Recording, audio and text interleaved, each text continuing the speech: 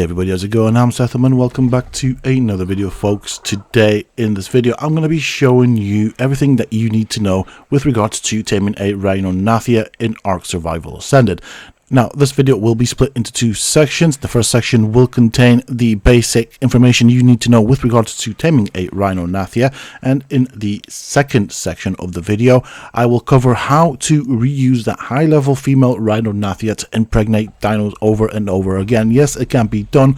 I have come up with a way that is effective and efficient, especially with the current mechanics and items available in the game. So it can be done. I have spent quite a bit of time testing and researching, and so if you find this video useful and informative, please leave a comment and like on this video and share it with your friends. Let's get this video out there because there is a lot of good information in this video, and every comment, like, and share will help this video get out there and help more people. This video is designed to help everyone, and also on that note, if you have any information that you think I might have missed out, please feel free to share it with everyone, as this video is designed to help other people in this game, as are, of course, all of my guides. With that said, let's get into the core mechanics of taming a Rhynognathia.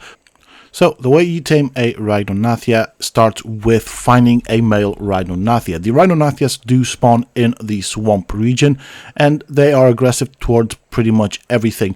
Once you find a male Rhynognathia, you will need to kill it. When you do kill it, remember to loot its body because you will need the pheromone of the male Rhynognathia. Only the male Rhynognathia will have the pheromone, and once you have this, you can store it in a refrigerator, a preserving bin, or on your dino. Of course, of the three, the refrigerator will give you the longest spoil timer.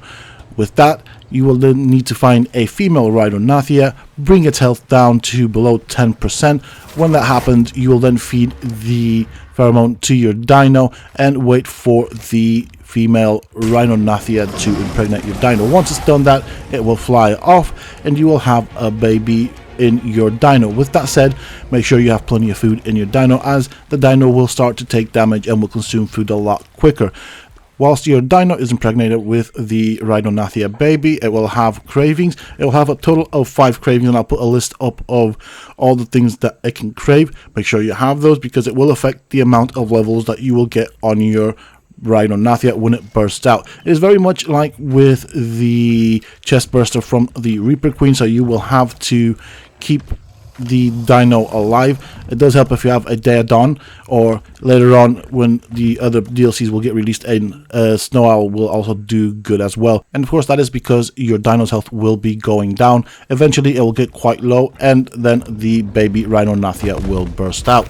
You can then claim it, and you'll have to look after it as you would with any other baby. Now, things to note here is that whilst your dino is impregnated with the Rhynognathia, its health will deplete, and of course that is a percentage of the health. However, you can increase the chances of your dino surviving by healing it with a Dead On or with a Snow Owl. After the Rhynognathia has burst out, you just look after it as you would with the baby. You would do your imprints on it, and before long you will have a fully grown Rhynognathia. Okay, so with the core basics out of the way, let's talk about the trap and the impregnation cage. So for this second portion, I'm going to further split this into two sections. First things first, we're going to talk about the trap. And before we get into the trap, I'm going to give you a fair warning. This will be quite an expensive ordeal. The trap is basically this first section that you see with the behemoth dinosaur gateways. There's one at this end. We'll go with 2 of them wide. We leave a gap in between them because there is another one splitting off this trap into 2 further traps. So basically right here, which you can barely just see, that is another dinosaur behemoth gateway in there. So it goes that way, basically sections it off into 2 sections, and at this end we'll have behemoth dinosaur gateways as well, and of course we will mirror it on the other side. Now, there will be gaps between your behemoth dinosaur gateways. You can leave them open or you can cover them. If you are on a server with other people and it is a public server, or different tribes basically, you will want to consider double layering the ceiling. So basically what happens is that the Rhynognathia will pop its head through it. As you can see right now, I cannot shoot it. It is well safe, but I'm going to show you a little thing that can happen if you don't double layer your ceiling. So what I mean by that is I would build one wall high and then add another layer of ceiling pieces just so that its hitbox stays nice and safe in the trap. So I'm going to use a pick or an axe, both will do. Just whack it across the head. There we go, we've done damage to it, and from here it'll pop its head up even higher and we can start taking it out. So if, say, I was a competing tribe member with this tribe, or with my own tribe, say for example, I could start taking it out. Now you can do this off of another Rhynognathia, as you can see right here. I'm going to show you that as well. So for that reason, if you want to keep your Rhynognathia, the one that you found, safe, you will definitely consider double layering it. Let me just kind of get into position. So as you can see, they both stuck their head out there, and yes, I both found these naturally, which is really interesting. I don't know how it happened. You'll see it hopefully either in this video or in a gameplay video as I prepare for this video. But let me just get my gun out, and I'm going to show you that you can still shoot them off of another Rhynognathia. And yeah, there we go. Let's do this, and you can see it'll take damage. But if you have another ceiling one wall high, that should protect it pretty decently. Might take me a couple of attempts here. There we go. So yeah, that is to keep your Rhynognathia safe if you want to do that. Okay, so with the trap shown, let me show you how to kite it and trap it. So once you found your Rhynognathia, all you need to do is just fly around it. Eventually it will aggro onto it. For this, I do recommend using an Argentavis, and on the Argentavis, make sure you have a decent saddle and make sure that you have plenty of health, because you will be taking hits no matter how fast you fly. The Rhynognathia is naturally faster than you, and so obviously from there on, once you've got its aggro, just fly it, kite it towards your trap. When you come close to your trap, what you want to do then is you will want to fly with your Argent into the trap. As you do that, the Rhynognathia will follow you. That's why it has two layers, you'll see right now. So we are inside the trap itself. I'm going to shut the gate. I'm going to use the gate as a barrier. As it's halfway shut, I'm going to go on the other side of the gate, wait there, and there we have it. We have one Rhynognathia in our trap and ready to make babies for us. I'm going to close off the other section. Now obviously we do have two sections to this. Don't forget to make sure that you don't make this mistake right here, but you can always shut this gate from the outside. Just be careful to use the gate as a barrier between you and the Rhynognathia. You can use the other free section to store your dino, and this is the trap itself. Now let's get into the impregnation cage. The impregnation cage, as you can see, is somewhat longer, so it's one ceiling tile piece longer, and we have two behemoth gateways height and two width, and then we go with two wide. So let me show you what it looks like on the inside so you guys can see.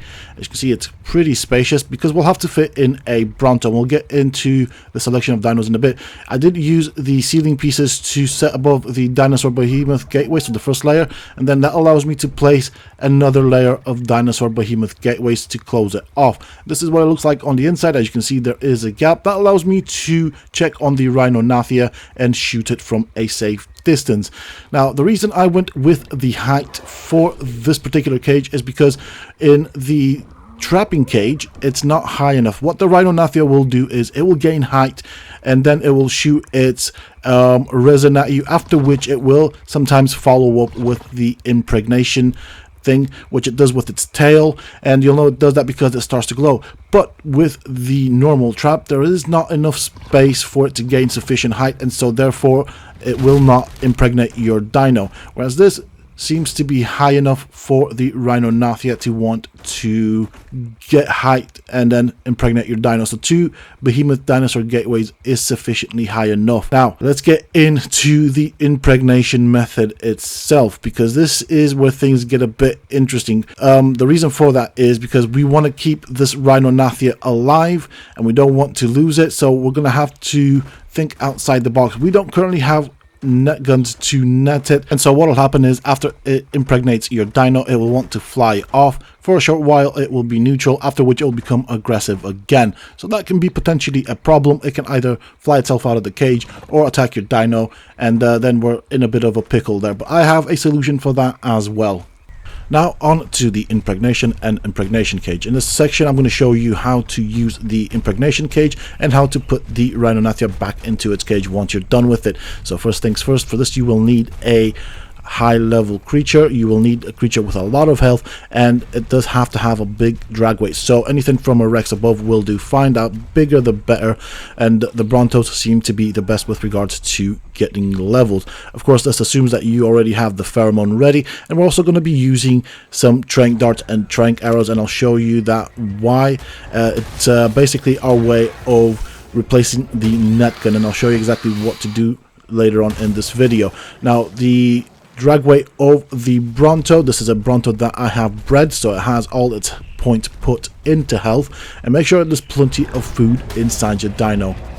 And of course, to make the impregnation smoother, I have a Daedon on standby with all its points put into food, because that is what it will be using to heal the Bronto and keep it topped up. So definitely worth picking up a Daedon if you get a chance. It will make a big difference and it'll make your life a lot easier.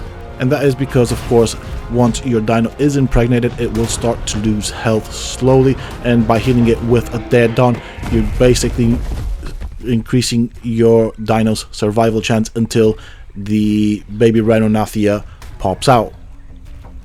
So once we are inside the trap with the Bronto, this is the taming cage, the impregnation cage, my apologies. We want to center it in the middle and make sure that your dino is on passive. This is right important, because the Rhiniognatha, when it decides to impregnate, will be at a low health, so you don't want your Bronto hitting it at all. We're gonna yabba dabba do this Flintstone style. Close the trap itself, and as you can see, the Bronto is placed right smack in the center. That is the best place to keep it. And as you can see, this second section right here is a good place to store our flying dinos. And at this moment in time, as I was going to get the pheromones and make sure that I've got good supply of trank darts and trank arrows, I saw this just outside my base, which is very interesting because it wasn't there before. And because of its level and it being a female, I decided to use the second chamber of the trap to trap it, which you'll see later in this video. And it was good that it happened, because I can then it gave me the ability to illustrate a couple of things that I wanted to show off anyways. Okay, so now that you've got everything set into place, you've got your dino in the center of the impregnation cage, you've got the pheromones with you, you've got the trank darts and trank arrows. The first things first, we're gonna start tranking the Rhynognathia. Now, this is a passive tame, so to speak, and so tranking it won't do much, but what it will do is, if we bring its torpidity levels up to 3/4, once it has impregnated our dino, we can then fire a couple of more tranks into it. And what happens is, and I'll show this in a bit, is the Rhynognathia will become passive, as it will want to flee once its torpidity is high enough. Now, the good thing about this is that you can use the magnifying glass to check on the Rhinognathia's torpidity and health as it's trying to attack the gate.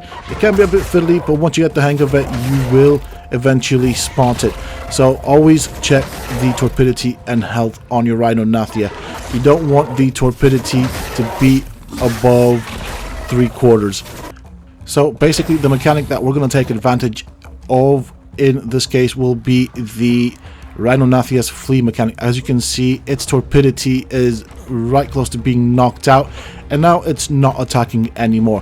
So basically, once we get the Rhinognathia's torpidity up to 3/4, we'll leave it at that. We will then take its health down. If we try and do it with this, the Rhinognathia will not want to attack because it's in its flee mode. We want it to attack, we need it to attack in order to impregnate, but by bringing up the torpidity to 3/4, we're basically very close to its flee mechanic. So once it has impregnated our dino, we can dismount the dino, fire a couple of trank darts into the Rhinognathia. It will go into its flee mode because of its torpidity, which then allows us to safely remove the dino out of the impregnation cage and shut the door behind behind us, as of course we're using a Bronto. Brontos are quite slow. Now the reason for the Brontos is because it does provide you with the most levels gained from the impregnation from the Rhynognathia.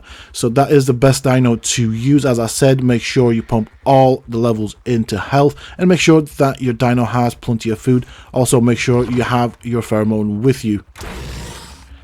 Okay, so once you have your Rhynognathia torpidity up to 3/4, you then want to move on to taking its health down. Now its health needs to be below 10% for it to want to impregnate. Now what's nice about this is the gap between the behemoth dinosaur gateways does allow us enough space to shoot it from, and also we can use the gateways as a form of cover. So as you can see, its wings don't take damage, but we can just pop our heads in like this, get its attention, get a hit on it, and then basically start doing some damage. Constantly remember to check on the health of the Rhynognathia, especially if you're using ascended weapons like I am, because they do, as you can see, a lot of damage, and you don't want to kill it. You just want to bring its health down to below 10%. Now, when you've got what you wanted and you've achieved it, make sure you got everything at the ready. I'm going to go and put a pheromone onto my dino. The Rhynognathia torpidity is high enough, so it is 3/4 high, and its health is now below 10%. I have fed the pheromone to the Bronto. You can see it's glowing. I'm going to open the gate, quickly mount the Bronto, stay on it, and wait for the Rhynognathia to do its thing. It will eventually aggro onto me, and you can see it does its normal attacks. So we'll just wait it out. This can take a while, so just be patient. But eventually you will be successful. As you can see, it gained high, its tail glowed, and then it impregnated my dino. Once you get off it, do bear in mind that basically you cannot mount your dino anymore. So I'm going to use a low level, low quality long neck rifle with darts. I'm going to put a couple of darts into the Rhynognathia to raise its torpidity close to being knocked out. This is just a bit of guesswork, but basically if it's not attacking you anymore once you hit it, it means it's gone into its flee mode, and so that is the best time to start moving your dino out. I do like to fire a couple just for good measure. If it does fall down, that's fine, as long as we don't kill it. As you can see, it's just staying up there, so that is a good indicator for me to move my Bronto out.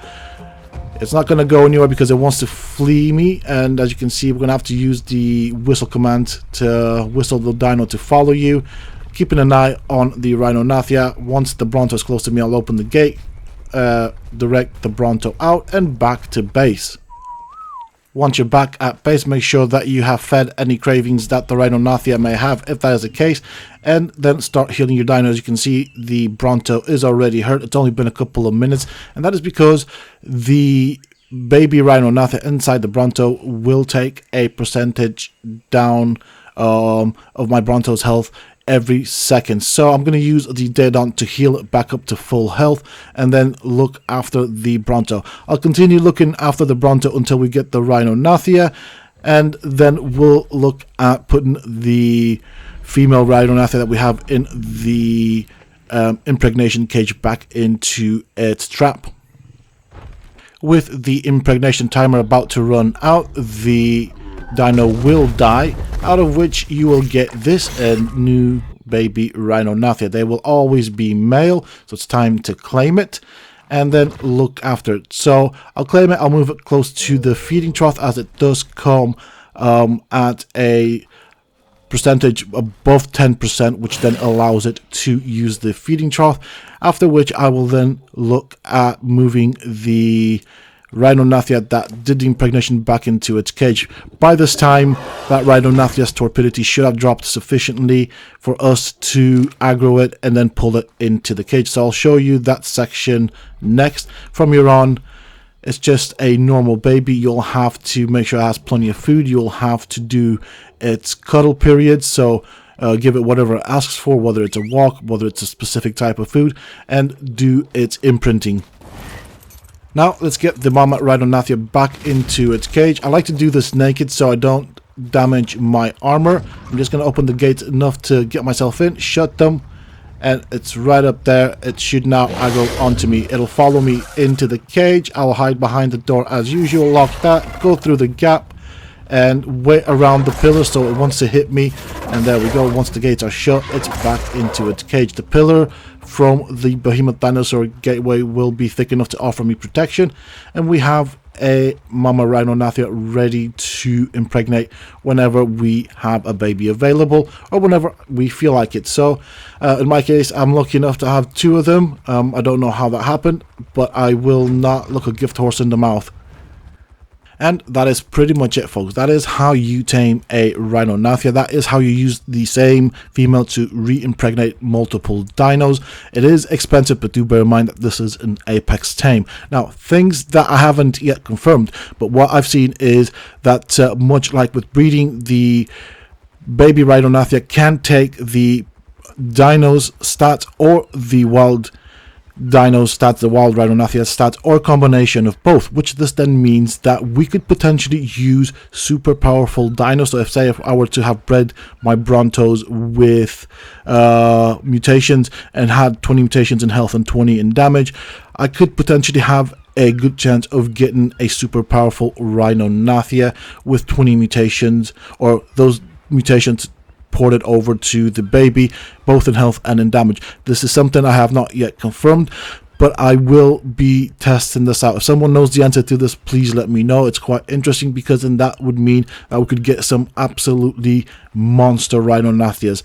That is pretty much it. Thank you very much for checking this video out. If you have found it useful and informative, please don't forget to hit that like button, share, comment, and subscribe. These things may be a little thing for you, but it is a big thing for this video, and it will help get this video out there to other people. And if you know friends that might be interested in it, why not share it with them? That is all from me. Thank you all so very much. And as always, until next time, stay safe, folks.